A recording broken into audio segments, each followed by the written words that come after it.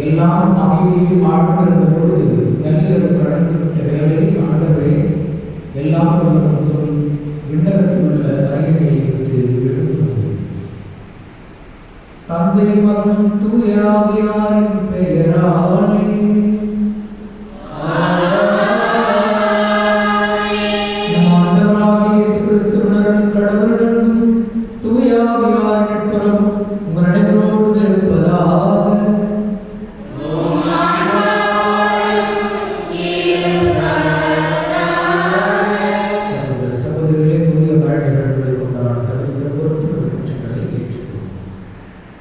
Amen.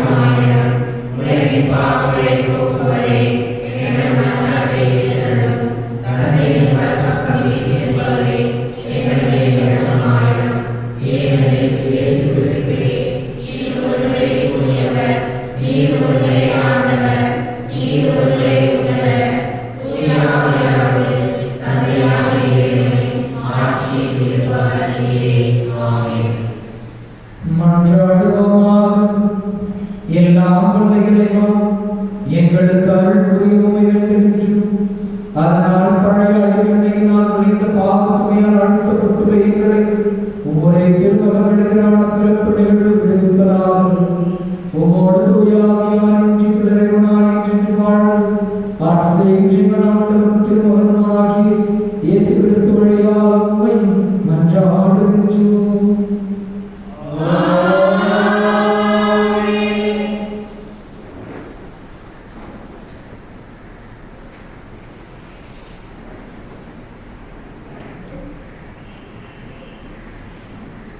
கடவுளின் திருவுளத்தை நிறைவேற்றுபவர் என்றும் நிலைத்திருப்பார். திருத்தூதர் யோவான் எழுதிய முதல் திருமுகத்திலிருந்து வாசகம். அதிகாரம் 2 வசனங்கள் 12 முதல் 17 வரை. என் பிள்ளைகளே, அவர் பெயரால் உங்கள் பாவங்கள் மன்னிக்கப்பட்டுள்ளன. எனவே உங்களுக்கு எழுதுகிறேன். தந்தையரே, தொடக்க முதல் இருக்கும் அவரை நீங்கள் அறிந்துள்ளீர்கள். எனவே உங்களுக்கு எழுதுகிறேன். இளைஞர்களே, தீயோனை நீங்கள் வென்றுள்ளீர்கள். எனவே உங்களுக்கு எழுதுகிறேன். சிறுவரே, நீங்கள் தந்தையை அறிந்துள்ளீர்கள். எனவே உங்களுக்கு எழுதியுள்ளேன். தந்தையரை, தொடக்க முதல் இருக்கும் அவரை நீங்கள் அறிந்துள்ளீர்கள். எனவே உங்களுக்கு எழுதியுள்ளேன். இளைஞரே, நீங்கள் வலிமை வாய்ந்தவர்கள். கடவுளின் வார்த்தை உங்களுள் நிலைத்திருக்கிறது. தீயோனை நீங்கள் வென்றுள்ளீர்கள். எனவே உங்களுக்கு எழுதியுள்ளேன். உலகின் மீதும் அதில் உள்ளவை மீதும் அன்பு செலுத்தாதீர்கள். அவ்வாறு அன்பு செலுத்துவோரிடம் தந்தையின் பால் அன்பு இராது. ஏனெனில் உலகு சார்ந்தவையான உடல் ஆசை, இச்சை நிறைந்த பார்வை, செல்வச் செருக்கு ஆகியவை தந்தையிடமிருந்து வருபவை அல்ல. அவை உலகிலிருந்தே வருபவை. உலகம் மறைந்து போகிறது, அதன் தீய நாட்டங்களும் மறைந்து போகின்றன. ஆனால் கடவுளின் திருவுளத்தை நிறைவேற்றுபவர் என்றும் நிலைத்திருப்பார். ஆண்டவர் வழங்கும் அருள்வாக்கு.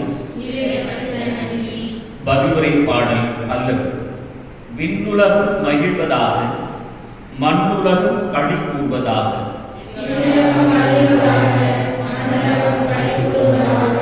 மக்களினங்களின் குடும்பங்களே, ஆண்டவருக்கு சாற்றுங்கள். மாட்சியையும் ஆற்றலையும் ஆண்டவருக்கு சாற்றுங்கள். ஆண்டவரின் பெயருக்குரிய மாட்சியை அவருக்கு சாற்றுங்கள். பல்லவி.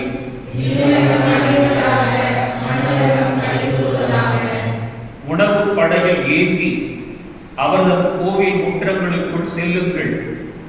தூய கோலத்துடன் ஆண்டவரை வழிபடுங்கள்.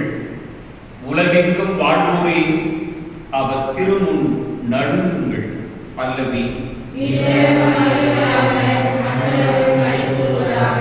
வேற்றினத்தாரிடையே கூறுங்கள், ஆண்டவரே ஆட்சி செய்கின்றார். பூவுலகு உறுதியாக நிலைநிறுத்தப்பட்டுள்ளது, அது அசைவுறாது. அவர் மக்களினங்களை நீதி வலுவாக தீர்ப்பிடுவார். பல்லவி.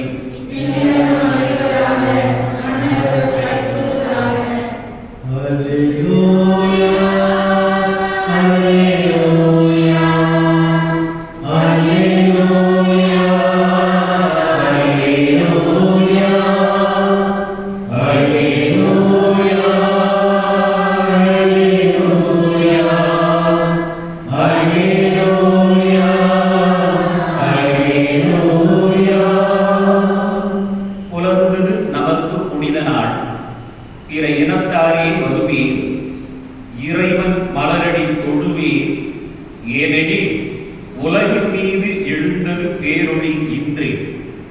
அல்லேலூயா.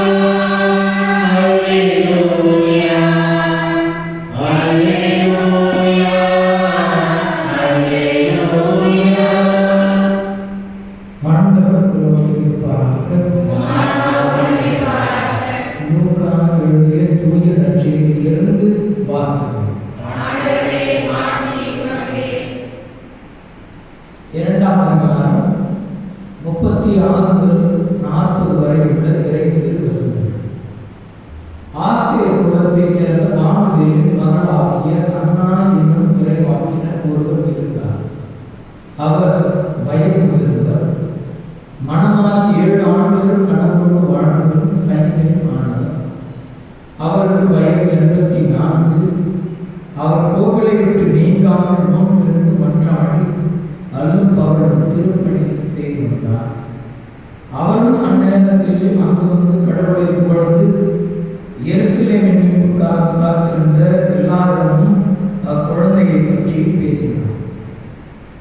ஆண்டவருடைய திருச்சட்டப்படி எல்லாவற்றையும் செய்து முடித்த பின்பு அவர்கள் கலிலேயாவில் தமிழ் ஊர் ஆகிய நாசரேத்துக்கு திரும்பிச் சென்றார்கள். குழந்தையும் வளர்ந்து வலிமை பற்றி ஞானத்தால் நிறைந்து கடவுளுக்கு உகந்ததாக இருந்தது. ஆண்டவர் வழங்கும் அருள்வாக்கு.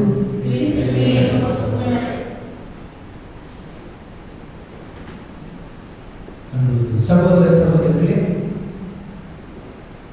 நாம் நேற்று இதை குறித்து ஒரு சிறிய பதிவு மேற்கொண்டோம். ஆனால் சில செய்திகளை பகிர்ந்து கொள்ள விரும்புகிறேன். ஆண்டவருடைய அந்த பிறப்பை குறித்த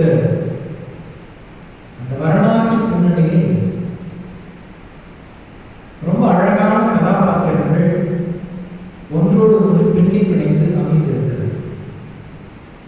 எலிசபெத்து, சாரா, அன்னை மரியாள், யோசேப்பு, பிறகு சிமியோன், அன்னா, இடையர். இந்த வரிசையில் ஒவ்வொருவருமே ஆண்டவருக்காக காத்திருக்கிறார்கள். கடவுளுடைய வருகையை எதிர்நோக்கி காத்திருக்கிறார்கள். அதே போல் இந்த கடவுளுடைய வருகையை எதிர்பார்த்து காத்திருந்த அனைவரும் ஆண்டவருடைய இரக்கத்தையும் அவருடைய பேரவை குறித்து மகிழ்ந்து பெருமையோடு பாடியிருப்பதை பார்க்கிறோம். ஆரம்பத்தில் பார்க்கிறோம் அன்னை மரியாளுடைய பாடல், சக்கரையாவின் பாடல், பிறகு சிமியோனுடைய வாழ்த்து, அண்ணாவின் வாழ்த்து, இடையருடைய வாழ்த்து, வானவர்களுடைய கீதம். இப்படியாக எண்ணிறைந்த அந்த இரக்கத்தை குறித்து கடவுளுடைய மக்களும் ஆண்டவருடைய தூதர்களும் பாடுவதை இந்த பிறப்பு நற்செய்தி மிக அழகாக இருக்கிறது. 1 to 2 அதிகாரங்கள்.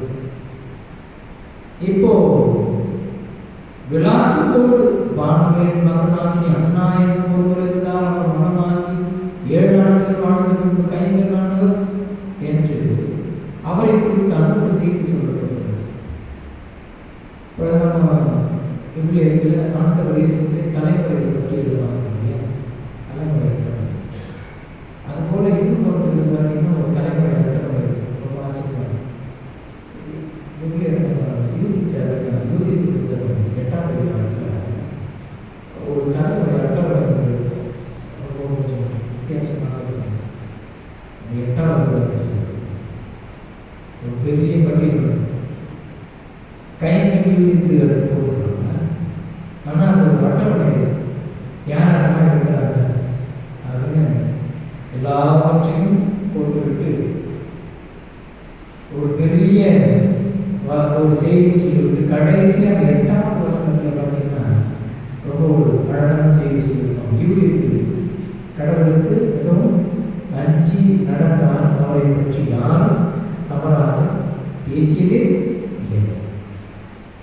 எவ்வளவு அழகாக சொல்லப்படுகிறது என்றால், ஆண்டவருடைய இறைத்திட்டம் நிறைவேற்ற நாட்களில் கடவுளுடைய இந்த திட்டத்தை நிறைவேற்றி காத்திருக்கிறவர்களை கடவுள் மிக தெளிவாக தேர்ந்தெடுத்தார்.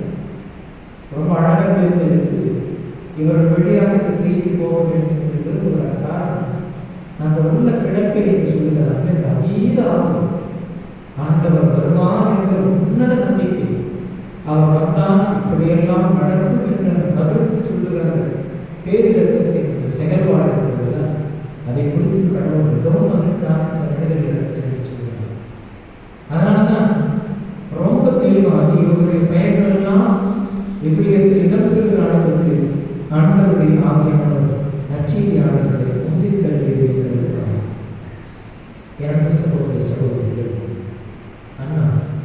84 ஆண்டுகள் வாழ்ந்த பிறகு ஆண்டவருடைய பேரிரக்கத்தை கண்டுவிட்டார். அந்த இரக்கத்தின் வழியாக அவர்கள் அந்த காத்திருப்பை உணர்ந்து கொண்டது மட்டுமல்ல, அந்த நம்பிக்கையை வெளிக்காட்டுகிறார்.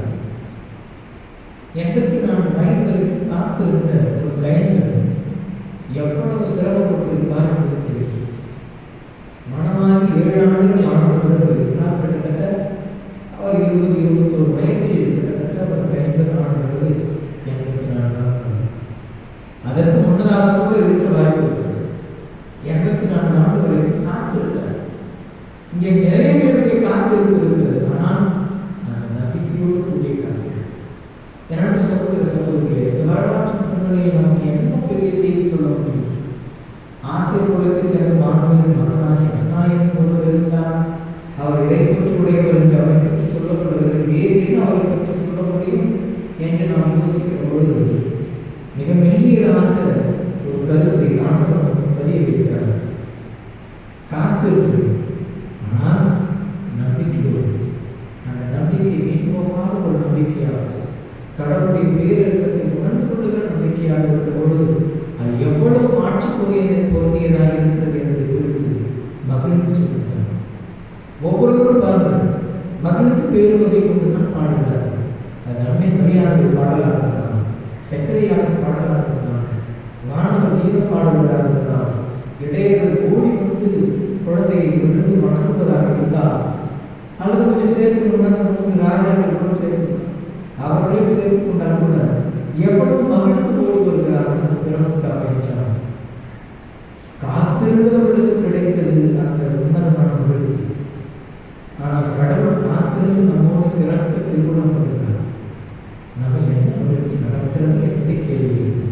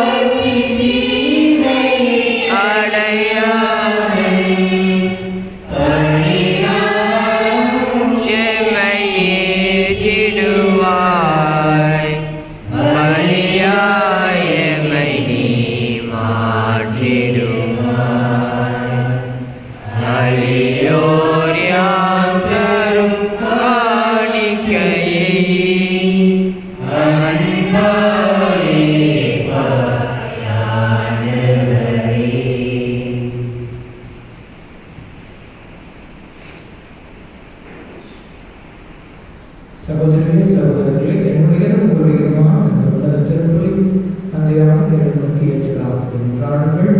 ஆண்டவர் தமது பெயரின் புகழ்ச்சிக்காகவும் மாற்றுக்காகவும் நமது நன்மைக்காகவும் திரு அவையாருக்கு நலனுக்காகவும் நமது கையை ஏற்றுக்கொள்வாராக. ஆண்டவரை மக்களின் காணிக்கைகளை கடவுளை செல்ல வேண்டுகின்றோம். அதனால் நம்பிக்கையோடு பக்தியோடு அவர்களை பற்றி எழுப்பிடுகின்றார்கள். அவற்றை விண்ணகர்களையாளர்களால் பெற்றுக் கொள்வார்களாக. எங்கள் ஆண்டவராகிய கிறிஸ்து வழியாக உம்மை மன்றாடுகிறோம்.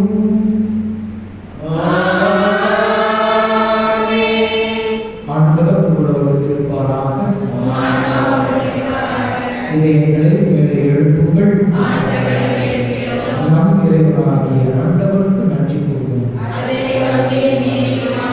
ஆண்டவரே, தூயவரான தந்தையே, ஏற்றுக்கொள்ள எல்லாம் உள்ள இறைவா, எங்கள் ஆண்டவராக கிறிஸ்து வழியாக எந்நாளும் இவ்விடத்திலும் நாங்கள் உமக்கு நன்றி செலுத்துகிறோம். மெய்யாகவே தகுதியும் நீதியுமாக எங்கள் கடமையை மீட்புக்கு உரிய செய்கிறோம். எமக்கு மீட்புதல் உறவு பணிமாற்றும் கிறிஸ்துவில் என்று ஒளி வீசுகின்றது. ஏனெனில் வாக்குகள் குறைந்த எங்கள் உயர்வை எடுத்தபோது சாவுக்கு உரிய மனிதன் தன்னை உள்ளாக ஆட்சி பெறுகிறவர் அல்லாமல் நாங்களும் வியப்புக்கு உரிய இந்த உறவு வஞ்சிப்பினால் நிலைப்பாடு பகிர்ந்து.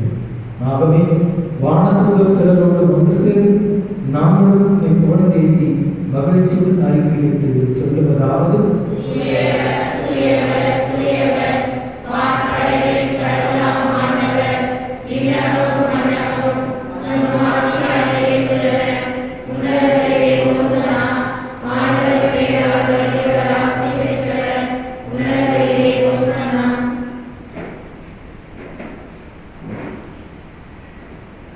ஆண்டவரே, நீ மெய்யாகவே தூயவர், தூய்மை அனைத்துக்கும் ஒன்று. ஆகவே உன்னுடைய ஆவியை பொழுதை காணிக்கைகளை தூய்மைப்படுத்த வேண்டும். இவ்வாறு எங்கள் ஆண்டவர் இயேசு கிறிஸ்துவின் உடலும் இரத்தமுமாக எங்களுக்கு வைமாறுகிறார். அவர் பாடுகளுடன் முடிந்து நம்மை கையளித்த போது அப்பத்தை எடுத்து நன்றி செலுத்தி அதை பிடித்து தம் சீடர்களுக்கு அழைத்து கூறியதாகும்: அனைவரும் இதிலிருந்து பெற்று உண்ணுங்கள், ஏனெனில் இது உங்களுக்காக கையளிக்கப்படும் என் உடல்.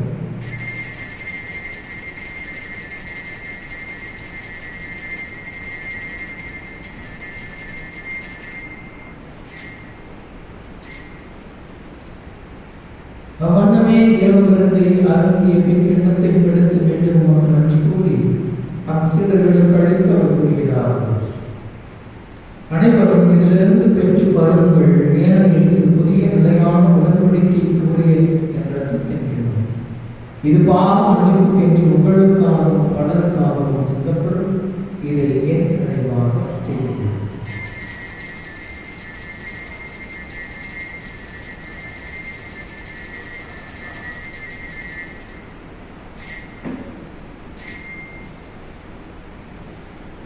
நம்பிக்கையின் மறைபொருள்: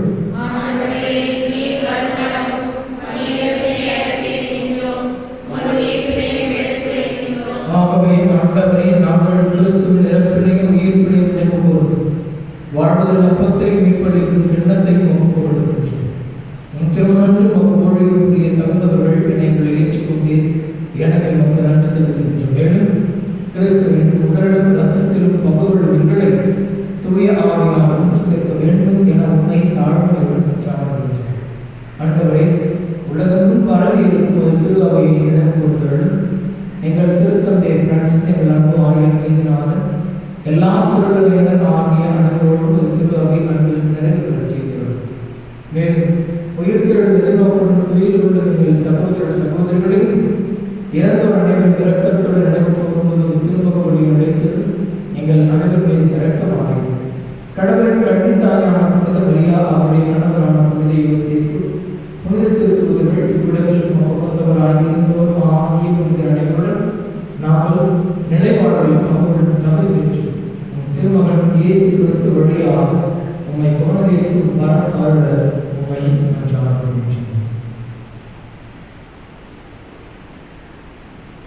இவர் வழியாக இவர்கள் எல்லாம் தூய ஆவியாரின் எல்லா பொருளும் மாற்றி என்றென்றும் ஒரே ஆண்டவரே சிறுவன் கற்று தருவார்.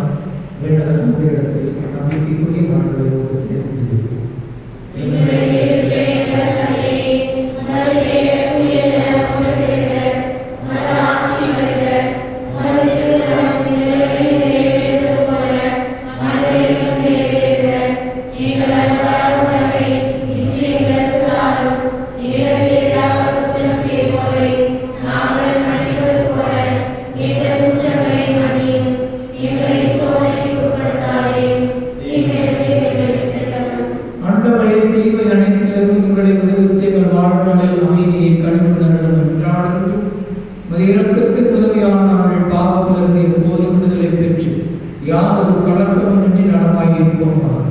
நாங்கள் எதிர்நோக்கி இருக்கும் பேரத்திற்காகவும் எமைப்பராகிய இயேசு கிறிஸ்துவின் வருகைக்காகவும் காத்திருக்கின்றோம்.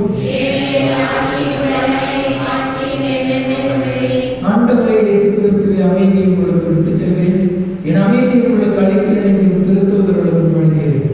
எங்கள் பாவங்களை பாராமல் திரு அவை நம்பிக்கையை கண்ணோக்கி உமது திருவுளத்திற்கு கேட்பதற்கு அமைதி மற்றும் அளித்தருளினார். என் வாழ்ந்து ஆட்சி செய்கின்றவர் நீரே. ஆண்டவருடைய அமைதி நடைபெறும் என்றும் இருப்பதாக. ஒருவர் அமைதியை தருகிறோம்.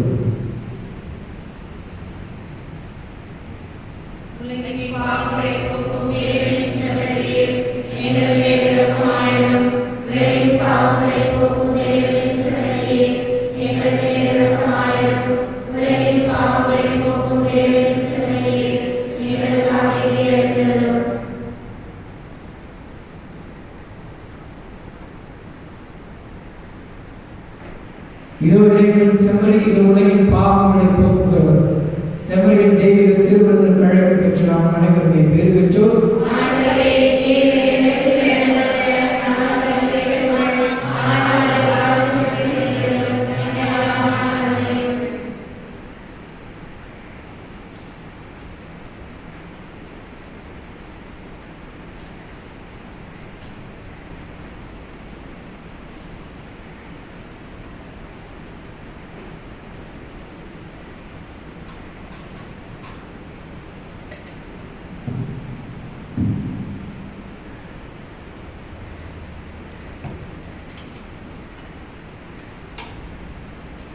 Oh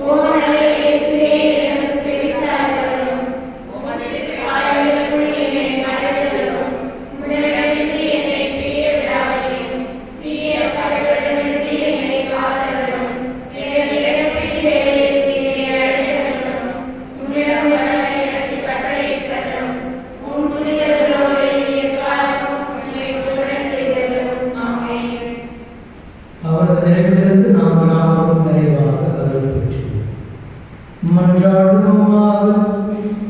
இறைவா, உமது திருவிருந்தில் நாங்கள் பங்கேற்பதால் நீர் எங்களை தொடர்ந்து இவ்வாறு அதனுடைய ஆற்றல் விளைவை எங்களில் செயல்படச் செய்து அதை முடங்கினால் இறக்கத்தை பெற்றுக்கொள்ளும் நாள் தகுதி பெறுவோமாக. எங்கள் ஆண்டவராக கிறிஸ்து வழியாக உம்மை மன்றாடுகிறோம். ஆண்டவரோடு இருப்பாராக.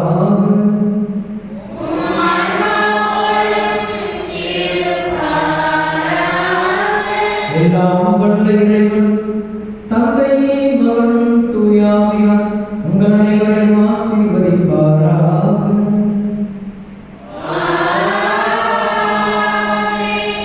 கிறிஸ்து நட்பு நிறைந்து வாழ்ந்து சென்று வாழ்வுகள் திருப்பலி நிறைவேறும்.